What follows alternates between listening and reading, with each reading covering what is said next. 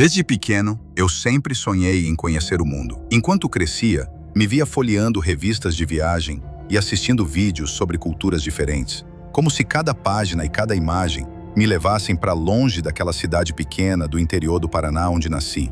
Quando fiz 18 anos, comecei a buscar formas de sair do país sem gastar muito. Foi aí que descobri uma plataforma gratuita de intercâmbio, onde famílias estrangeiras buscavam jovens para ajudar com os filhos em troca de moradia e alimentação. Parecia perfeito demais para ser verdade. E talvez tenha sido. Eu queria tanto que fosse real que ignorei os primeiros sinais. Depois de algumas semanas trocando mensagens com uma mulher chamada Léa, que dizia morar na França com seus 2 filhos pequenos, tudo parecia legítimo. Ela falava português com dificuldade, mas sempre se mostrava muito gentil e preocupada com minha adaptação. As fotos das crianças eram encantadoras. Eles pareciam saídos de um comercial. Loirinhos, sorridentes, segurando brinquedos em um jardim florido. A casa era linda também, num bairro que ela descrevia como tranquilo e familiar. Fechamos a data da minha ida. Comprei as passagens, usando quase todas as economias que juntei vendendo doces e fazendo bicos. Avisei minha mãe, que ficou com o coração apertado, mas feliz. O voo foi longo, cansativo e cheio de ansiedade. Era minha primeira vez num avião, e tudo me parecia surreal. Quando o avião pousou em Paris, meu coração batia tão rápido que parecia que ia sair pela boca. Fiquei um tempo procurando pela placa com meu nome como combinado. Nada. Após uns 20 minutos, meu celular vibrou. Era uma mensagem de Léa, dizendo que estava presa no trânsito e que mandaria uma amiga me buscar. Ela dirige um carro branco, com vidros escuros, disse. Fiquei desconfortável com a ideia, mas ela me garantiu que era de confiança. E eu acreditei. A tal mulher surgiu minutos depois. Sorridente, me chamou pelo nome antes mesmo que eu dissesse algo. Parecia saber exatamente quem eu era. Carregou minha mala com facilidade e me guiou até o carro. Quando entrei, o ar-condicionado estava forte e o cheiro de perfume era enjoativo. Tentei puxar conversa, mas ela só sorria e balançava a cabeça. Dizia que não falava português nem inglês, apenas francês. Quando percebi que estávamos indo por um caminho estranho, longe dos bairros residenciais, senti um frio subindo pela espinha. Os prédios foram sumindo e o cenário ficou vazio. Ela riu, como se eu tivesse contado uma piada. Depois ficou séria e apertou mais o volante. Tentei abrir o vidro, mas estava travado. Meu coração começou a bater descompassado. Peguei o celular e mandei uma mensagem rápida para minha mãe, mas o sinal era fraco. Ela pegou o telefone, olhou para mim e falou algo rápido demais para eu entender. Estávamos entrando numa área estranha, com galpões e poucas luzes. Quase tudo estava fechado, exceto uma garagem com uma luz fraca piscando. Meu estômago revirava. Naquele momento, a sensação de que algo estava muito errado virou certeza. Pedi de novo, agora gritando, para que me deixasse sair. Ela não respondeu, só continuou dirigindo. Aquele carro que parecia tão confortável virou uma armadilha. Olhei ao redor, procurando alguma saída, algum movimento, mas era tudo deserto. Foi então que, num impulso desesperado, puxei a trava da porta e tentei sair com o carro ainda em movimento. Ela gritou algo e freou bruscamente. A porta abriu. Saí correndo sem olhar para trás, tropeçando, ofegante, em pânico. Corri por entre os galpões procurando uma rua, um táxi, qualquer pessoa. Me escondi atrás de um container, ouvindo os passos dela cada vez mais distantes. Quando achei que era seguro, saí e continuei correndo até ver luzes ao longe. Era um posto de gasolina. Entrei suando, tremendo, tentando explicar em português o que tinha acontecido. Um homem que estava abastecendo o carro percebeu meu desespero e me ofereceu ajuda. Falava um pouco de inglês. Liguei para a polícia com o celular dele. Eles vieram rápido. Fiquei em estado de choque por horas. Contei tudo para os policiais. Mostrei o perfil da Léa, as conversas, as fotos. Eles ficaram sérios. Disseram que aquele número era de um chip pré-pago, impossível de rastrear. As fotos das crianças tinham sido tiradas de um banco de imagens gratuito. A tal Léa nunca existiu. Aquela mulher com quem conversei por meses era só uma fachada, um personagem criado para me atrair. Fui encaminhado para um abrigo temporário e, dias depois, consegui contato com o consulado brasileiro. Só então percebi a gravidade do que quase aconteceu comigo.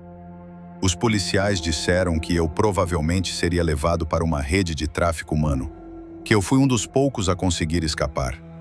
Me senti envergonhado, burro, impotente. Como eu não percebi antes? Como caí em algo tão óbvio?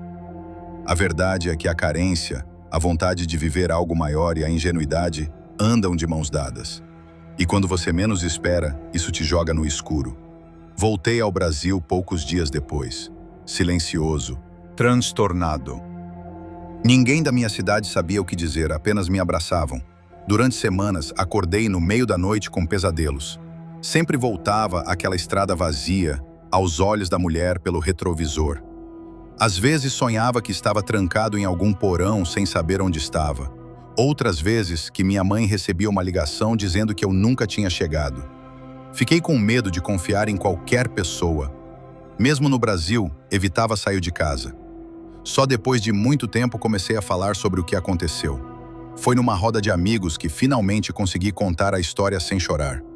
Comecei a escrever sobre isso, como forma de entender o que passei. Descobri que muitos outros jovens caíram em armadilhas parecidas.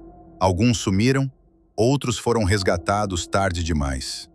É mais comum do que se imagina. E o pior é que esses criminosos sabem exatamente como agir. Usam imagens perfeitas, conversas carinhosas, promessas sedutoras. Eles se infiltram onde a gente mais quer sonhar. E quando você percebe que está num pesadelo, às vezes já é tarde. Eu tive sorte. Ou talvez tenha sido instinto. Não sei explicar o que me fez fugir naquele momento. Só sei que uma parte de mim grita sempre que lembro. Grita para que eu fale, alerte, repita essa história quantas vezes for preciso. Porque se ela chegar a alguém que está prestes a viver o mesmo, talvez isso salve uma vida. E sinceramente, isso já vale tudo o que eu passei. Às vezes contar um trauma é mais que desabafo. É um aviso.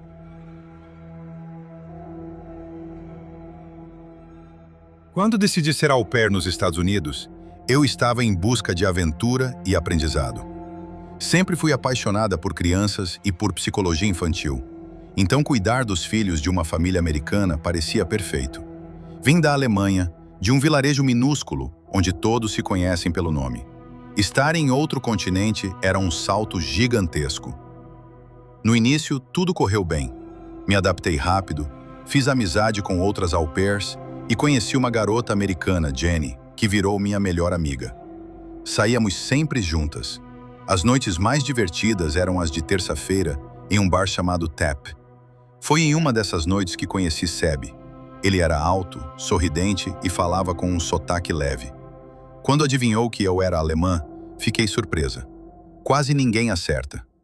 A conversa fluiu tão bem que aceitei dar meu número sem pensar duas vezes. Nos dias seguintes, ele me chamou para jantar. Achei fofo que ele mesmo preparasse a refeição com vinho e tudo. Passamos a nos ver com frequência. Aos poucos, fui gostando dele. Parecia inteligente, educado, interessado na minha cultura. Achei que talvez estivesse conhecendo alguém realmente especial. Certo dia, reparei que as paredes do quarto dele estavam cheias de fotos em preto e branco, paisagens europeias, cidades que eu conhecia. Olhei mais de perto e levei um choque. Havia uma imagem aérea da minha vila. Aquilo me arrepiou. Quando comentei, ele agiu como se fosse coincidência. Achei estranho, mas quis acreditar.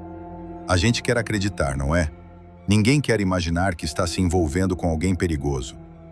A partir dali, comecei a perceber pequenos detalhes que não faziam sentido. Ele sabia coisas demais sobre mim.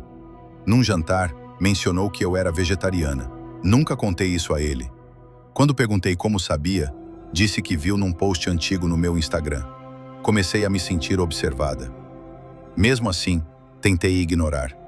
Queria acreditar que era apenas atenção aos detalhes. Até o dia em que, enquanto ele dormia, peguei o celular dele.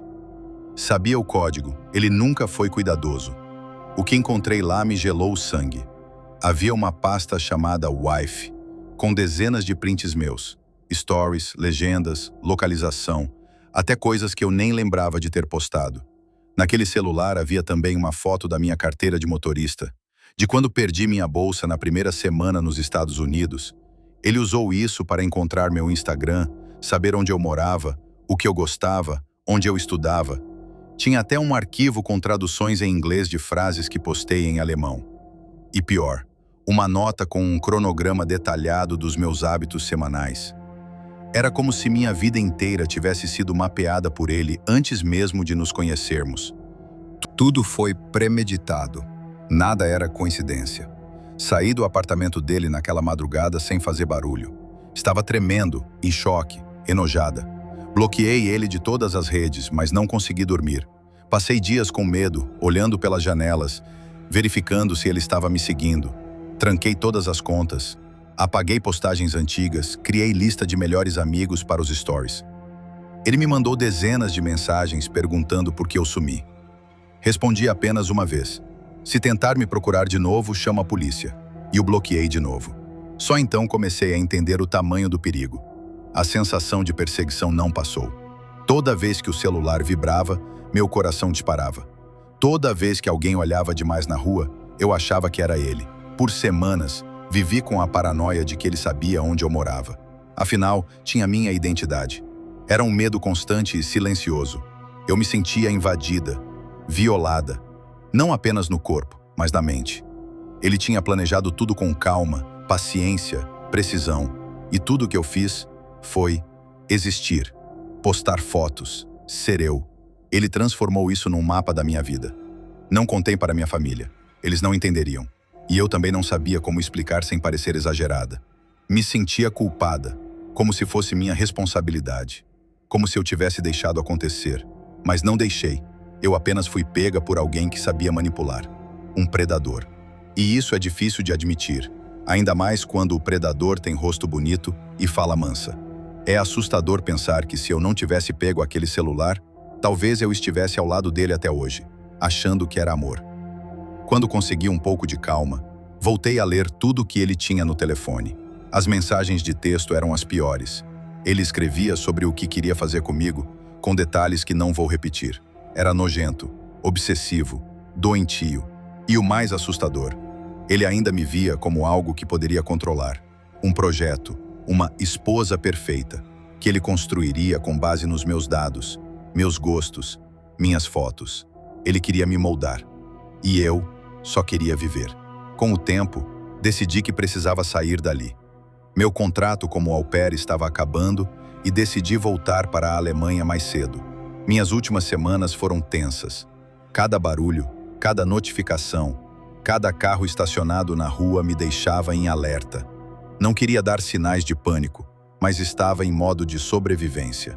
Dormia com uma cadeira na porta. Andava com spray de pimenta na bolsa e avisava minha amiga Jenny sobre cada passo. O que mais me revolta é como tudo começou com uma noite comum. Um elogio, um sorriso, um toque sutil. Quantas outras meninas passaram ou estão passando por isso e nem perceberam ainda? A gente cresce acreditando que sabe se proteger, que vai saber quando algo estiver errado. Mas e quando o erro é sutil? Quando a ameaça tem rosto de namorado perfeito? Eu aprendi da pior forma que o perigo, às vezes, se esconde no carinho, no cuidado, na atenção excessiva. Voltei para casa diferente, mais fechada, mais cética. Ainda estou reaprendendo a confiar, a sair à noite sem olhar por cima do ombro. Ainda recebo mensagens esporádicas de contas falsas, todas bloqueadas. Ainda sonho com ele às vezes, não como pesadelo, mas como aviso, como alerta. Meu corpo ainda guarda o trauma, mesmo quando minha mente tenta seguir em frente. E talvez isso demore a passar, ou nunca passe completamente. Mas hoje eu falo sobre isso. Escrevo, denuncio, porque sei que meu silêncio pode ser o espaço que outro predador espera para atacar. E eu não quero ser cúmplice de mais uma história interrompida. Se você está lendo isso e tem alguma dúvida sobre alguém, ouça seu instinto. Acredite no arrepio, naquela sensação no estômago, porque foi isso que me salvou. No fim, não foi sorte, foi coragem. E coragem, às vezes, é só dizer: chega.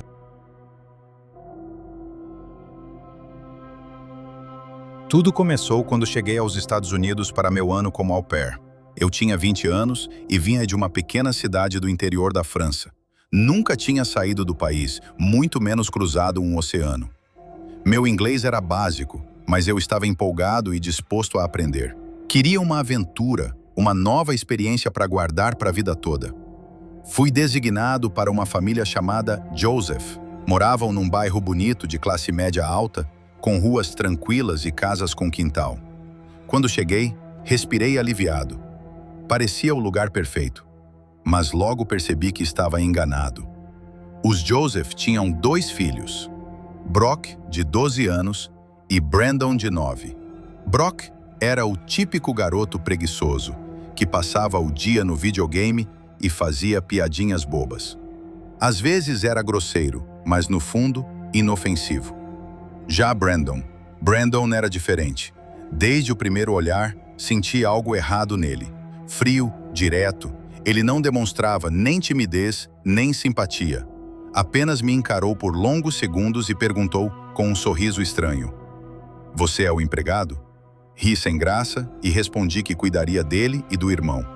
Ele não riu. Só continuou me encarando, como se me estudasse.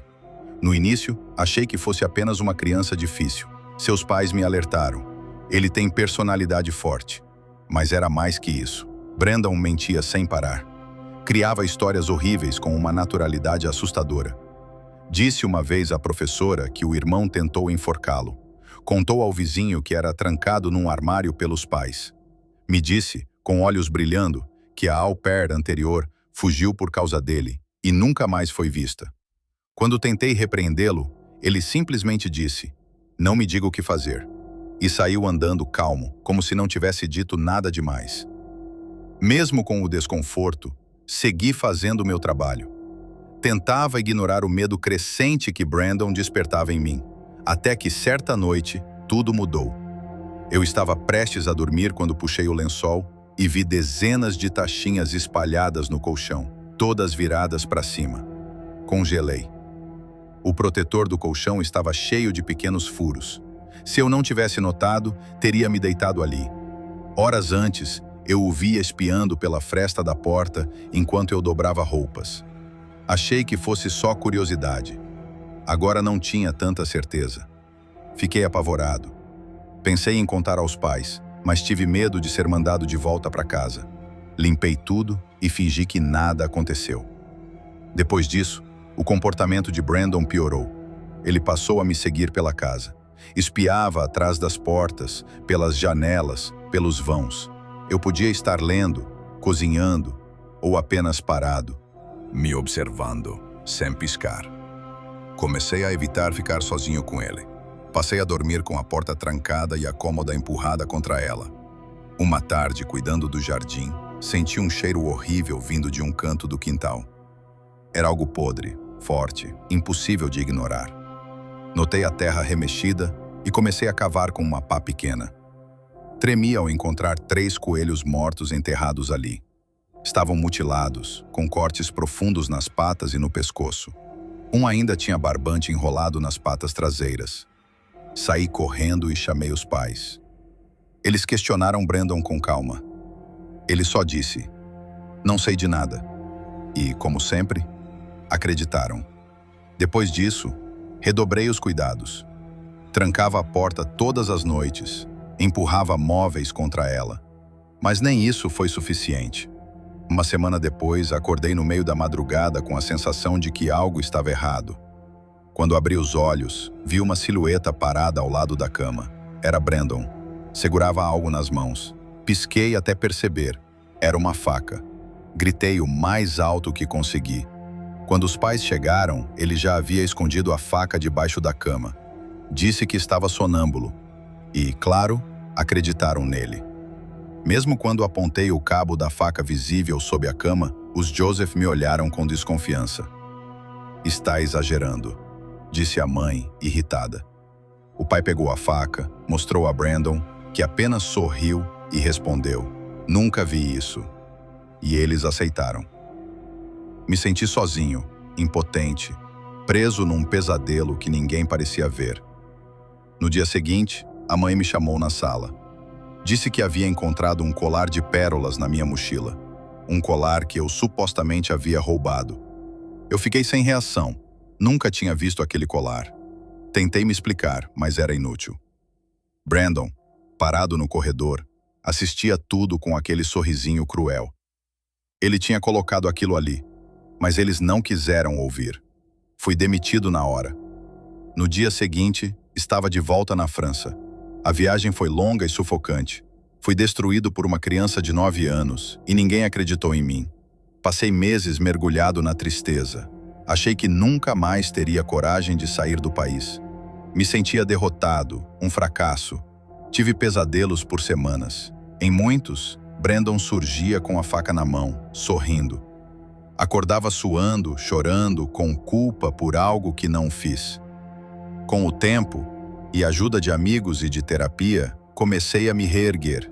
Voltei a estudar. Consegui outro emprego. E, surpreendentemente, alguns anos depois, voltei aos Estados Unidos. Mais preparado, mais atento, mais desconfiado. Hoje, trabalho com crianças numa escola particular. Amo o que faço, mas às vezes vejo certos comportamentos, certos olhares e sinto um arrepio na espinha. Me lembro de Brandon. Me pergunto onde ele está. Se alguém mais percebeu quem ele realmente é. Se outras pessoas já sofreram nas mãos dele. Porque para mim, é claro, aquilo não era dificuldade emocional. Era algo maligno. Algo que cresceria. E talvez agora ele seja ainda mais perigoso. Nunca mais tive contato com os Joseph. Nunca recebi desculpas.